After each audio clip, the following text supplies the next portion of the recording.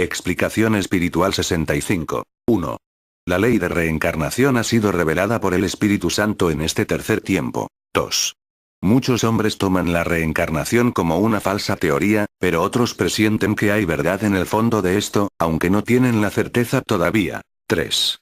Muchos hombres se levantan en este tiempo escribiendo fantasías sobrenaturales, historias y novelas en torno al tema de la reencarnación del espíritu, y la sola idea, la posibilidad de que esto fuera cierto, estremece y emociona a la humanidad, mas el hombre no tiene aún la certeza de estas cosas. 4. Las sociedades espiritistas han hecho grandes comprobaciones que le han revelado bastante a la humanidad, pero la mayor parte de ella huye todavía de toda revelación espiritual, llamándolas sobrenaturales o de ultratumba. 5. Por ello, para la humanidad en general, la reencarnación es en este tiempo una teoría falsa. 6. La doctrina del Espíritu Santo, el espiritualismo desatado entre vosotros en este tercer tiempo, viene a aclarar el misterio de la ley de reencarnación de los espíritus, explicando claramente el porqué de su existencia, el porqué de su justicia. 7.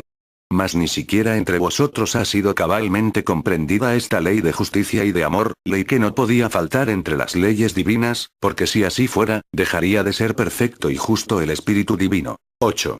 El Señor no reveló ampliamente esta ley en tiempos pasados, porque la evolución de vuestro espíritu no lo permitía, y no era llegado aún el tiempo para el espíritu humano de que esas cosas le fueran reveladas, mas aún así, algunos indicios de ello hubo en los tiempos pasados. 9. La divinidad dejó traslucir, desde los primeros tiempos, esto que había de venir a revelar ampliamente en el tercer tiempo, el tiempo del Espíritu Santo. 10. Y también el espíritu del hombre, desde los primeros tiempos, tuvo la intuición íntima, recóndita, de que la reencarnación del espíritu existía. 11. En cuantos espíritus, desde los primeros tiempos de la humanidad, ha anidado el deseo de volver a esta tierra después de la muerte. Unos, por no estar hartos aún de los placeres terrenales, por no estar todavía satisfechos con su grandeza o con lo que habían perdido en el mundo. Otros, porque habían dejado una obra sin concluir, a lo que habían consagrado toda su vida y su esfuerzo, y por ello el espíritu sentía la necesidad, el anhelo inmenso de volver, de reencarnar para terminar la obra comenzada. 12. Así, muchos espíritus albergaban la intuición de que esa ley existía. 13. Uno de los mayores indicios que el Padre traslució al pueblo de Israel en el primer tiempo, fue precisamente por conducto de Elías, el profeta del carro de fuego. 14. Elías significa rayo de Dios en hebreo arcaico, y señales de su presencia en ese tiempo, lo podréis encontrar si estudiáis la mitología y las tradiciones de culturas muy antiguas. 15. Elías, el profeta, el gran espíritu que aún hoy en el tercer tiempo, os viene preparando y vela por vosotros, iluminándoos con su luz, encarnó en aquel tiempo y fue reconocido por el pueblo de Israel. 16. En ese tiempo la potestad de Elías fue grandiosa, su palabra era semejante al trueno, la justicia que por su conducto Dios manifestaba era imperiosa, inexorable y era temido por todos, temido en su potestad, en su fuerza, en su celo y en las grandes manifestaciones que actuaba su espíritu sobre su materia. 17. Él era el enviado de Dios y se dejaba someter a prueba por las multitudes de adoradores idólatras, era él quien hacía caer la idolatría de los hombres con sus prodigios, y sabía salir avante, con el poder de Dios, de las celadas de sus perseguidores. 18. Elías tuvo un discípulo, Eliseo, quien admiraba grandemente los prodigios y las obras poderosas que hacía Elías, y éste le doctrinaba, le iluminaba y le conducía por el sendero. 19. Mas se acercó el momento en que Elías, en la plenitud de su vida humana, debía partir al más allá atendiendo el llamado del Padre, y él se lo comunicó antes que a nadie a Eliseo, su discípulo. 20. Y le dijo: antes de que yo parta, pídeme una gracia, y en el nombre del Padre, te la concederé. Era tan grande la admiración de Eliseo por las obras de Elías, por su espíritu y su potestad, que le respondió: Señor, lo que más deseo es poseer tu espíritu. Cuando te vayas, te pido que tu espíritu sea en mí. 21. Elías le aclaró que eso no estaba en su mano concederlo, pero le prometió que, si Eliseo estaba presente cuando Elías fuera tomado por el Espíritu de Dios, sería señal de que el Padre le habría concedido su petición. 22. Y sucedió que un día, mientras los dos caminaban juntos, un carro de fuego descendió de los cielos y arrebató a Elías, llevándole al más allá, y Eliseo se sintió inspirado por otro espíritu que era el mismo de Elías, y desde ese instante, las obras que Eliseo llevó a cabo, fueron tan poderosas y tan grandiosas como las que había hecho Elías. 23. De esto fueron testigos los hombres, y el pueblo se asombraba ante los prodigios de Eliseo, y los hombres sabían y así lo decían, que Elías se había manifestado en Eliseo, y de generación en generación se comunicaban este conocimiento. 24. En el segundo tiempo, el Señor concedió un indicio de reencarnación a la humanidad a través del mismo espíritu de Elías. 25. Cuando se acercaba el tiempo en que el Mesías había de predicar su palabra entre los hombres, surgió Juan el Bautista, quien como precursor que era del Divino Maestro, descendió de los montes a preparar y a amonestar a los hombres, desde el más poderoso hasta el más humilde, exhortándoles a penitencia, a la preparación, a la espiritualidad y a la regeneración, porque se acercaba a ellos el reino de los cielos, porque se acercaba el Mesías prometido. 26. Y era tan grande y poderosa la palabra del Bautista, tan llena de luz, de reclamo y de justicia, que los hombres que le escuchaban se turbaban y se decían los unos a los otros: ¿será este el Mesías, el Cristo esperado? Y Juan, que veía la confusión de los hombres, les decía: no, yo soy aquel que ha venido a preparar los caminos del Señor, aparejándolos, pues no soy digno ni tan siquiera de desatar la correa de sus sandalias. Yo os bautizo con el agua del río, símbolo de arrepentimiento, pero detrás de mí viene aquel que os bautizará con el fuego de su espíritu. 27. Y los hombres le preguntaban y aún los mismos fariseos: ¿eres tú, entonces, Elías? Y la muchedumbre se confundía y se preguntaba: ¿será Elías? 28.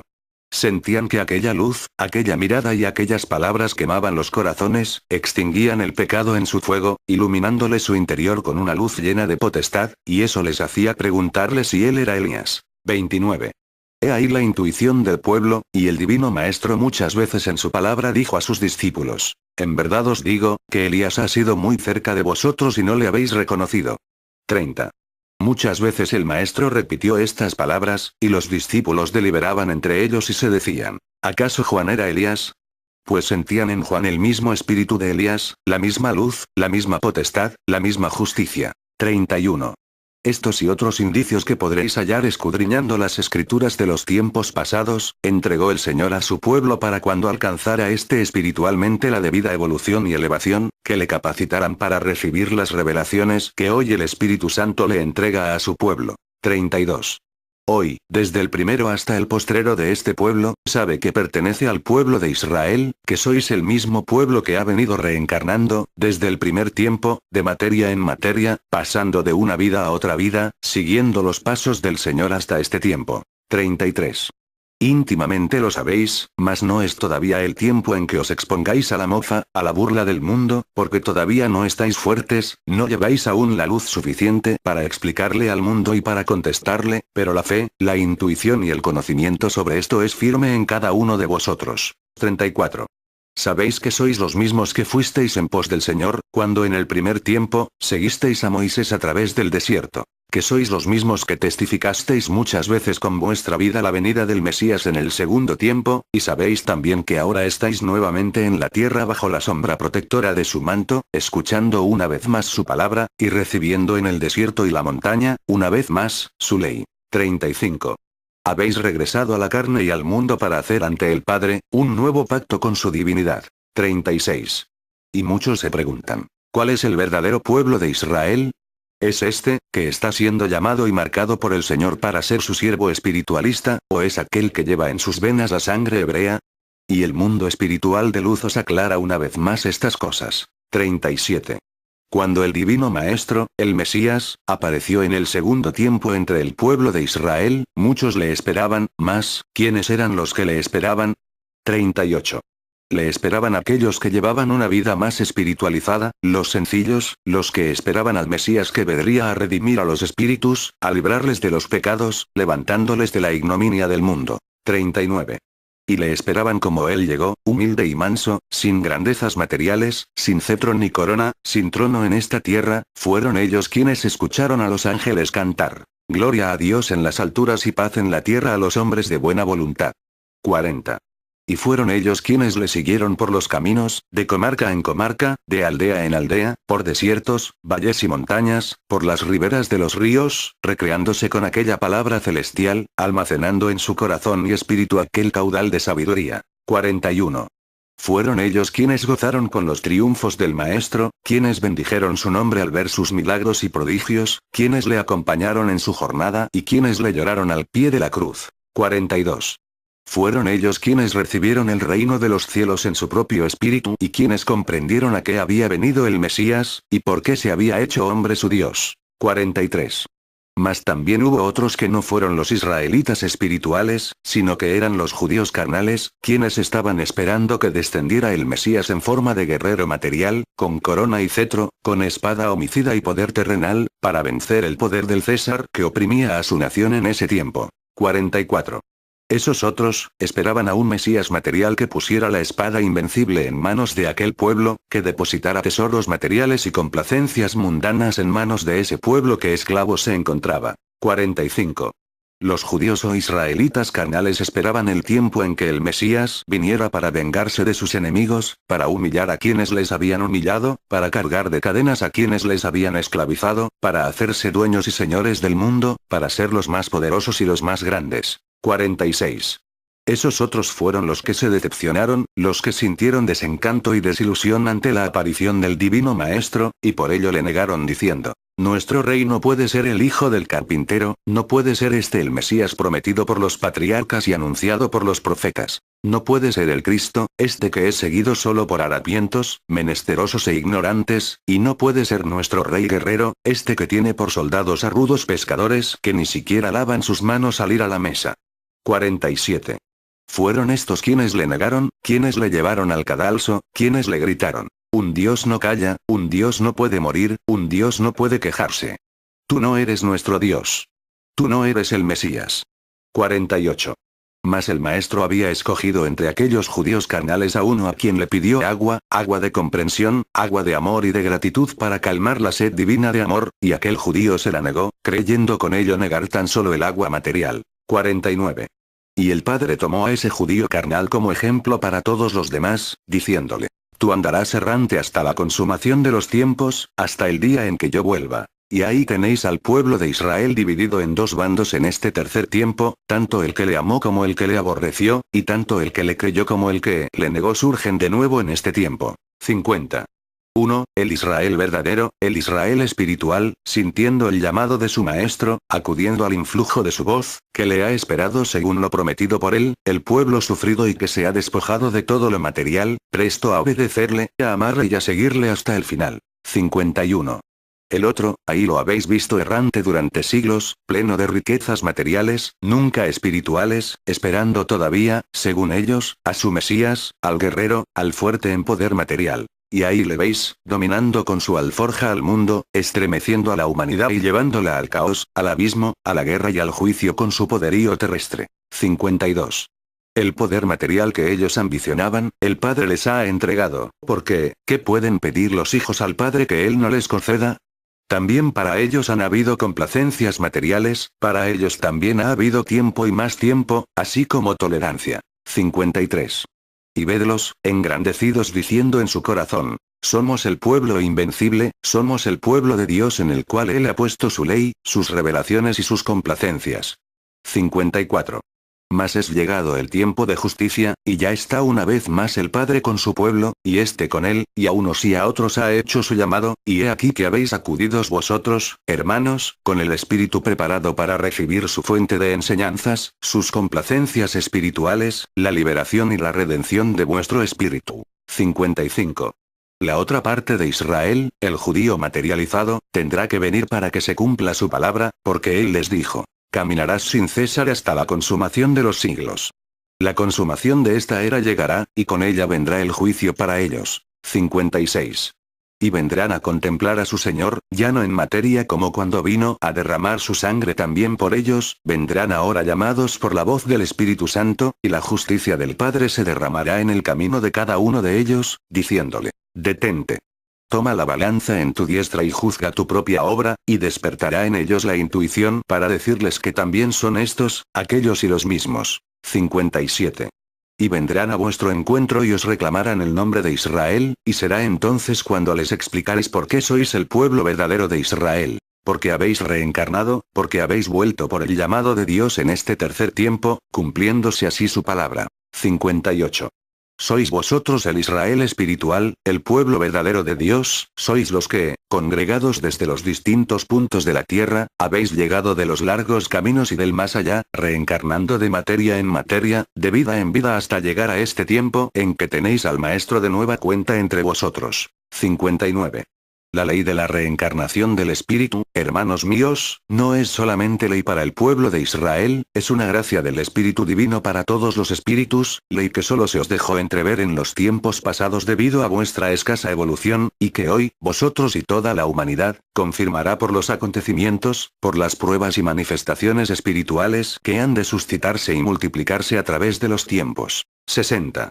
La comprensión de la ley de reencarnación, hará luz en muchos problemas que afronta la humanidad, resolverá muchos conflictos, allanará muchas dificultades, explicará muchas cosas y muchos misterios. 61.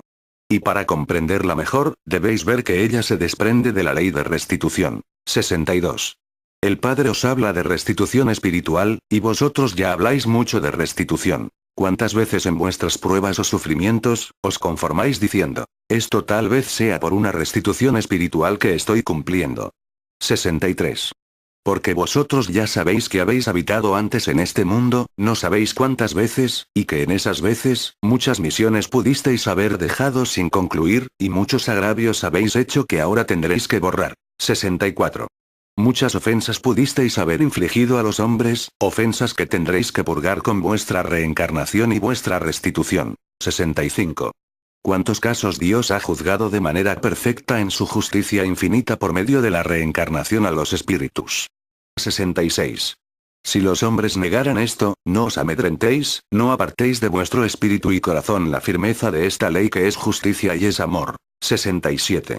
Hasta hoy el espiritualismo no os ha revelado vidas anteriores. Ni el maestro ni su mundo espiritual de luz os hemos dicho quiénes fuisteis en pasadas vidas, qué nombre habéis llevado, a qué sexo pertenecisteis, cuáles fueron vuestras faltas y vuestros aciertos, nada de esto se os ha revelado todavía, tan solo os ha dicho el Padre. Israel, vosotros y aquellos sois los mismos, y estáis ahora en el tiempo de restitución, de evolución y perfeccionamiento.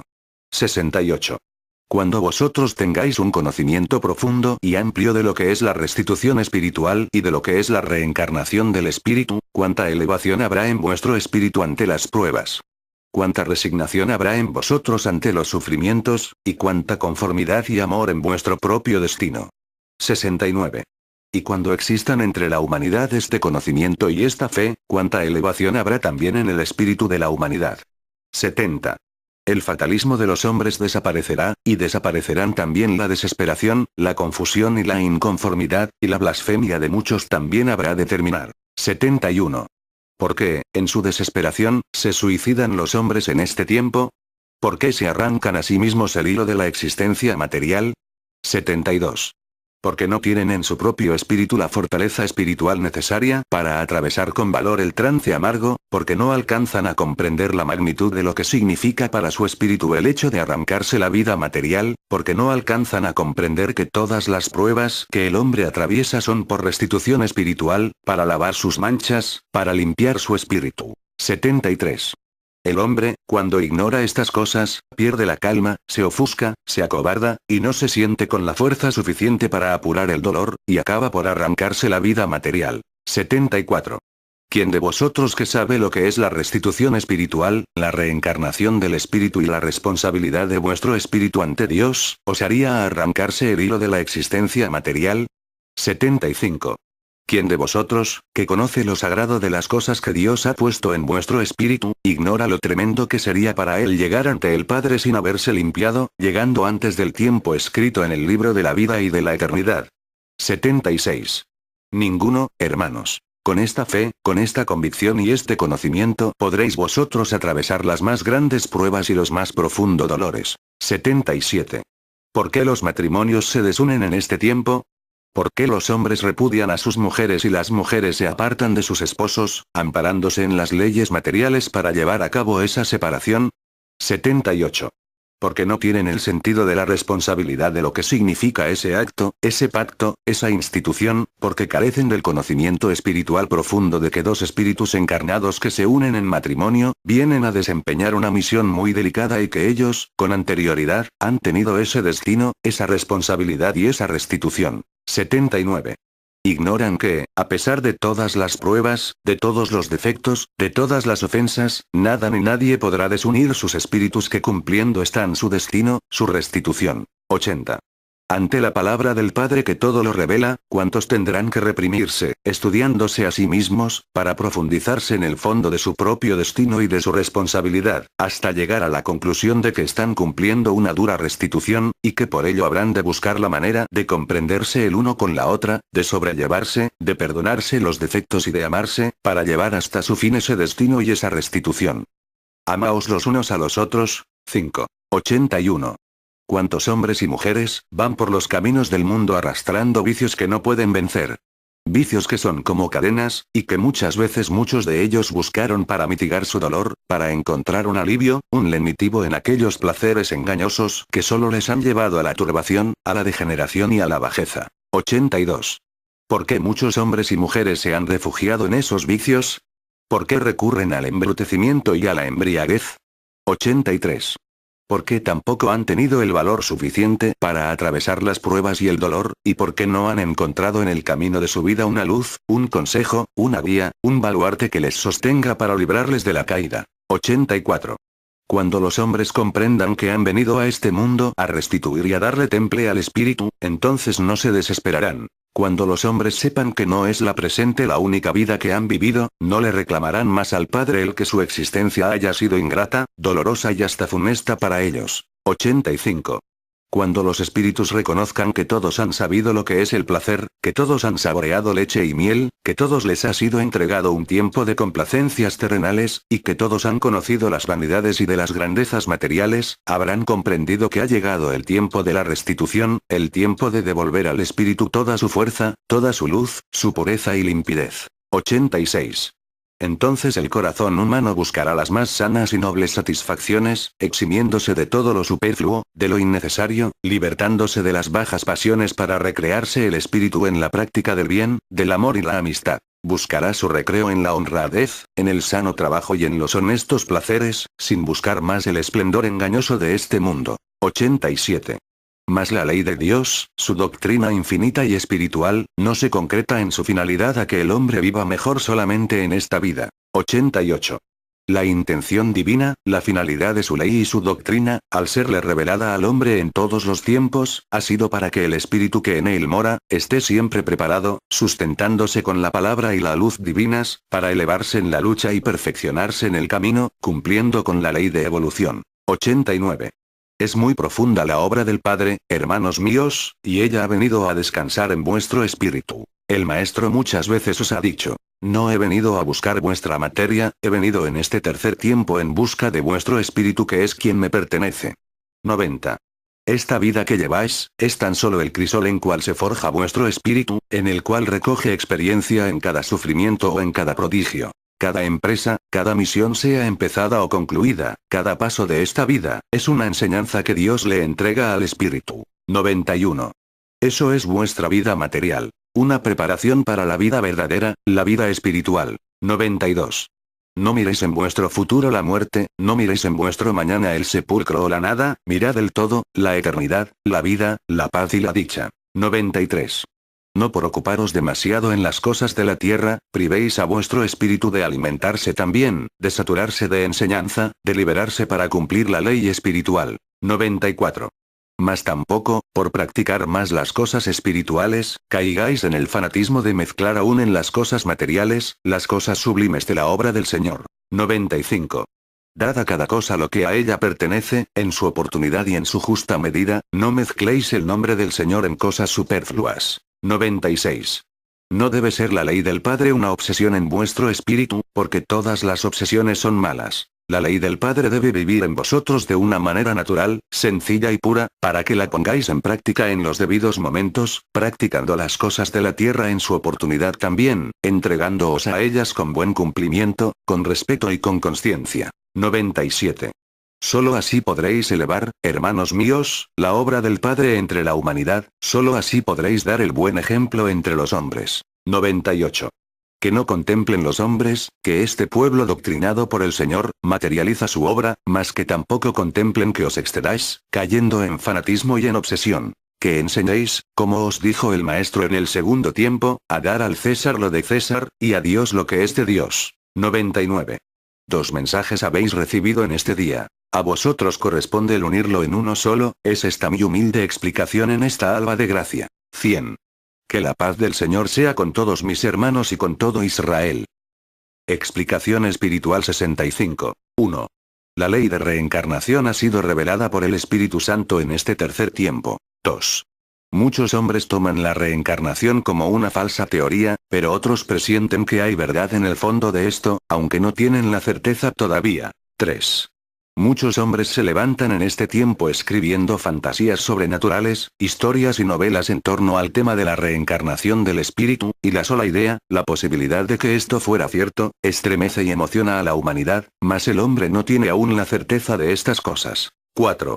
Las sociedades espiritistas han hecho grandes comprobaciones que le han revelado bastante a la humanidad, pero la mayor parte de ella huye todavía de toda revelación espiritual, llamándolas sobrenaturales o de ultratumba. 5.